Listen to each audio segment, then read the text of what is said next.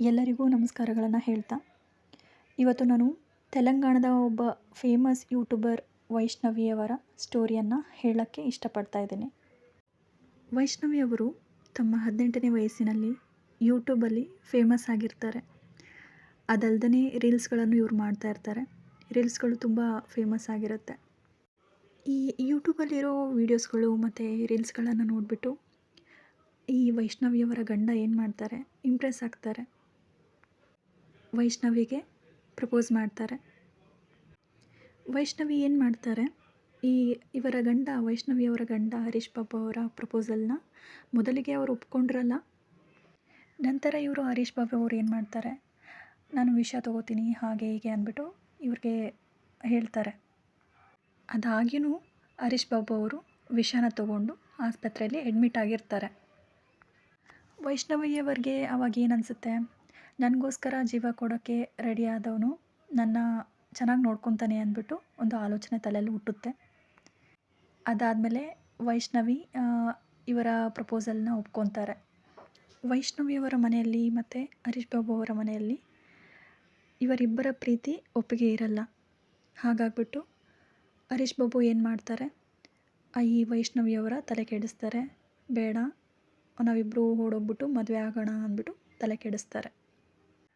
ಆಮೇಲೆ ಇವರಿಬ್ಬರು ಓಡೋಗ್ಬಿಟ್ಟು ಮದುವೆ ಆಗಿ ಜೀವನ ನಡೆಸ್ತಾ ಇರ್ತಾರೆ. ಈ ವಿಷಯ ವೈಷ್ಣವಿಯವರ ಮನೆಯಲ್ಲಿ ಗೊತ್ತಾಗ್ಬಿಟ್ಟು ವೈಷ್ಣವಿಯವರ ಅಮ್ಮ ವೈಷ್ಣವಿಯವರನ್ನು ಕರೆದುಕೊಂಡು ಬರ್ತಾರೆ. ಇವರ ಇಬ್ಬರಿಗಂತಲೇ ಮನೆಯನ್ನು ಮಾಡಿಕೊಡ್ತಾರೆ. ಆ ಮನೆಯಲ್ಲಿ ಇವರಿಬ್ಬರು ಸಂಸಾರ ಮಾಡ್ತಾ ಇರ್ತಾರೆ. ಮದುವೆ ಆಗಿ 4-5 ತಿಂಗಳಲ್ಲೇ ವೈಷ್ಣವಿಯವರು ಪ್ರೆಗ್ನೆಂಟ್ ಆಗ್ತಾರೆ. ಫಸ್ಟ್ ಪ್ರೆಗ್ನೆನ್ಸಿ ಏನಿದೆ ಅದು ಹರೀಶ್ ಬಾಬು ಅವ್ರಿಗೆ ಇಷ್ಟ ಆಗಲ್ಲ, ಅದನ್ನು ಅಬೋರ್ಟ್ ಮಾಡಿಸ್ತಾರೆ. ಇದಾದ ಮೇಲೆ ಹರೀಶ್ ಬಾಬು ಅವರು ವೈಷ್ಣವಿಯವರಿಗೆ ಟಾರ್ಚರ್ ಮಾಡ್ತಾ ಇರ್ತಾರೆ.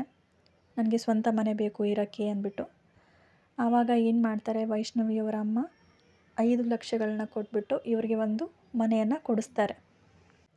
ಮನೆ ಕೊಟ್ಟ ಮೇಲೆ ಆಯಿತು ಅಂದ್ಬಿಟ್ಟು ನಂತರ ಈ ಹರೀಶ್ ಬಾಬು ಏನು ಮಾಡ್ತಾರೆ, ನನಗೆ ಬೈಕ್ ಬೇಕು ಅಂದ್ಬಿಟ್ಟು ಮತ್ತೆ ಟಾರ್ಚರ್ ಕೊಡೋಕ್ಕೆ ಸ್ಟಾರ್ಟ್ ಮಾಡ್ತಾರೆ ವೈಷ್ಣವಿಯವ್ರಿಗೆ.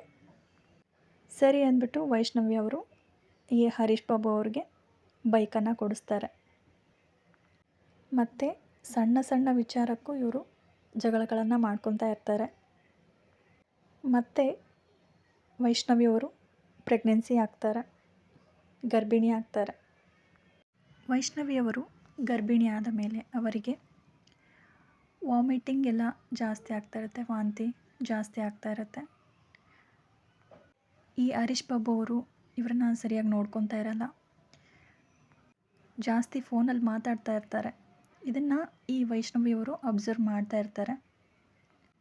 ಈ ವೈಷ್ಣವಿಯವರು 5 ತಿಂಗಳ ಗರ್ಭಿಣಿ ಆದಾಗ ಇವರ ಗಂಡ ಏನು ಮಾಡ್ತಾರೆ, ರಾತ್ರಿ ಹೊತ್ತು ಜಗಳಗಳನ್ನು ಆಡ್ತಾ ಇರ್ತಾರೆ. ಎಲ್ಲರಿಗೂ ಗೊತ್ತಾಗುತ್ತೆ, ಆದರೆ ಗಂಡ ಹೆಂಡತಿ ನಡುವೆ ಏನಕ್ಕೆ ಹೋಗಬೇಕು, ಜಗಳ ಮಾಡ್ತಾರೆ ಮತ್ತು ಒಂದಾಗ್ತಾರೆ ಅಂದ್ಬಿಟ್ಟು ಎಲ್ಲರೂ ಸುಮ್ಮನೆ ಇರ್ತಾರೆ.